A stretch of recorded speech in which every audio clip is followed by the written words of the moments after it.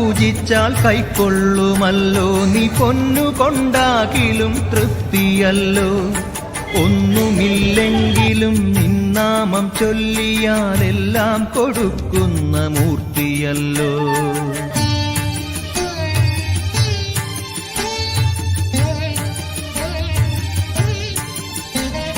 ദ്രോഹിക്കുവോർക്കു നീ ദാനങ്ങൾ നൽകിടും, പാപിക്കു സൗഖ്യവും നൽകുമല്ലോ.